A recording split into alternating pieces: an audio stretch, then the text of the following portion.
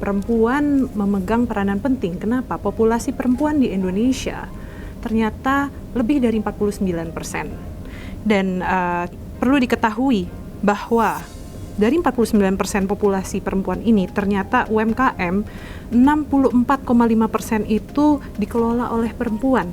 Sedangkan bila kita lihat tenaga kerja di Indonesia disumbang 90%-nya disumbang oleh UMKM. Artinya apa? Dengan semakin banyak perempuan yang berkontribusi dan terjun ke dunia bisnis dan juga profesional, pertumbuhan ekonomi dapat berkembang lebih pesat. Jadi bagi seluruh perempuan, khususnya di Indonesia, sangat disarankan untuk terjun ke dunia bisnis atau entrepreneur atau profesional. Tantangan untuk gender equality tentu ditemukan tidak hanya di dalam negeri, tetapi saya yakin juga di berbagai negara.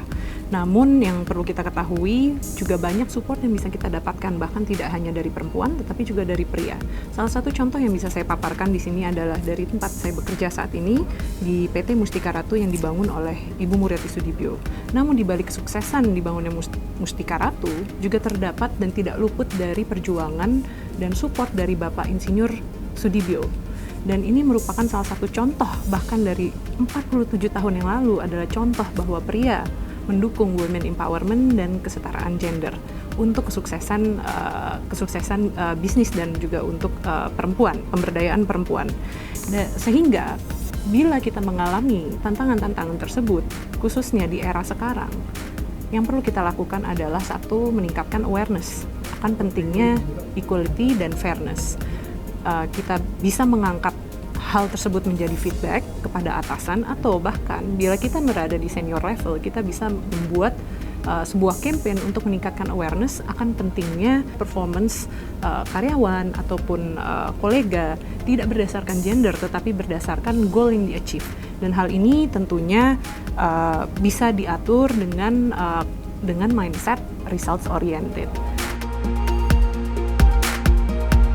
Sebagai salah satu cara yang profesional dan juga fair adalah juga dengan menciptakan KPI, Key Performance Indicator, tanpa membedakan antara pria dan perempuan untuk sebuah role contohnya, atau untuk let's say untuk mendapatkan sebuah job, untuk mendapatkan sebuah posisi, di mana di situ perempuan dinilai dari performance-nya dan kemampuannya untuk achieving goal.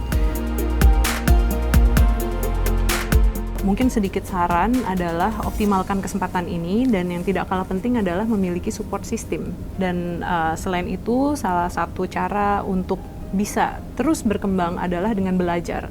Belajar dari mentor, mungkin bisa dari perempuan ataupun bahkan dari kalangan pria, untuk bisa memberikan kita insights bagaimana bisa lebih berhasil di dalam karir ataupun di dalam bisnis. Nah, hal ini mungkin bisa dilakukan juga dengan bergabung di dalam berbagai networking group atau bergabung di dalam organisasi, baik organisasi perempuan ataupun organisasi dunia usaha ataupun organisasi profesionalisme, di mana kita bisa banyak belajar. Dan tentunya yang terakhir adalah positive mindset. Kerja keras tentu perlu diiringi dengan positive mindset. Jangan pernah menyerah, karena setiap perempuan memiliki hak untuk bermimpi setinggi-tingginya.